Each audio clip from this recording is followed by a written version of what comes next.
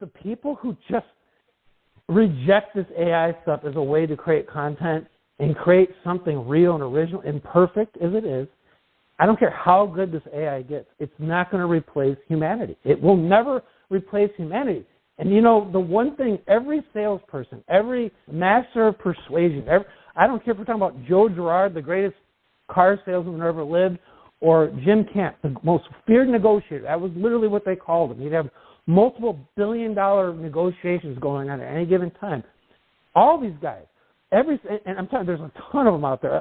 Hopkins, Dan Kennedy, I mean, literally, Zig Ziglar, all the great salespeople, all the great persuasion, all the influencers, the great presidents, the people who build countries through negotiation. The one thing I've always seen, the one pattern, is humanity, and they will all say more or less in their own way that they try to be human, more human. They try not to be perfect. The people are very comfortable with humanity. This, by the way, this can be used for great evil. Who's that? Ted Bundy, the serial killer. He, total psychopath, right?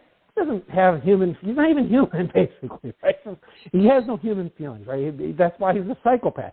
Right. But he mimicked it, and he would do things like pretend to have a broken leg and stuff, right, to create humanity.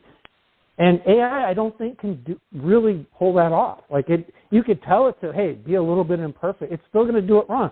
I'm going to give one more example here. You got me on a roll. So I'm not going to name the person who I'm about to say here. I can't. It's somebody I've known for a long time in this business. That's all I'm going to say. It narrows it down to 1,000 people. and I remember many years ago, we were both speaking at the same event. And so I was there, watching his talk. And I know this guy, and, I didn't really think much of it. He always seemed a little off to me, but, whatever. Like, he's not a bad guy or anything. He's actually has been great to me. But he's screwed a couple of my friends over, too. So I should, But when I was watching him talk, he starts crying during his story at a very weird spot. Like, all these speakers, they can create the tears on demand and all that. It was just, it was off. It was weird. Like, it's just like, wait a minute. Like, okay, I get where you would normally cry in this story, but you just did it before. What? And the person sitting next to me is like, is there something wrong with this guy? And you could tell that people could just, there's some people who got swept up in the story and they didn't know the difference. But there were discerning people like, there's something off with this guy. And, I've come to think this guy's a bona fide sociopath. Now, I don't think he's he's not like, if you meet this guy at a seminar, you're not going to get drugged and wake up with, tied with plastic with pictures of people that you've wronged. Like, I'm not talking about Dexter. But he probably is. And he's very good at direct marketing. He's very persuasive. He's a numbers guy. Like, he lives and dies by a spreadsheet, which makes sense. But he lacks humanity, and that's why he probably doesn't write his own copy, nor should he. And, that was very telling to me. Humanity is what's going to separate AI from successful content creators. I really believe that. In trying to bring this humanity to people, at what point, do you turn that humanity into a call to action? Right. I had a person I was talking to today, and they were saying, you know what, I know I should have, something to give away and a bribe, and content is so freely given. And I think people understand to put their personality and humanity into it. The thing that I find is the struggle is, well, at what point do I start asking for the sale? I teach, I give, I do all this stuff.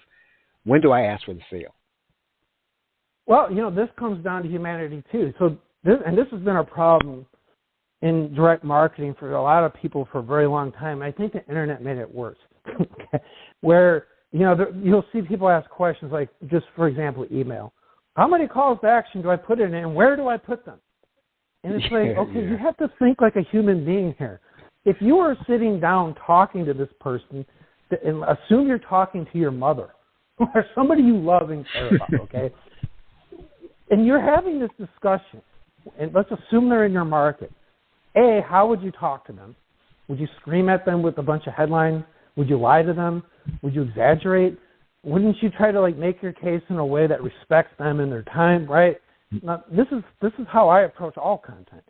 You have to have a respect and genuine empathy for whoever you're talking to, whether it's in print, in person, whatever, on video, right? It's like this is why the real people you can tell.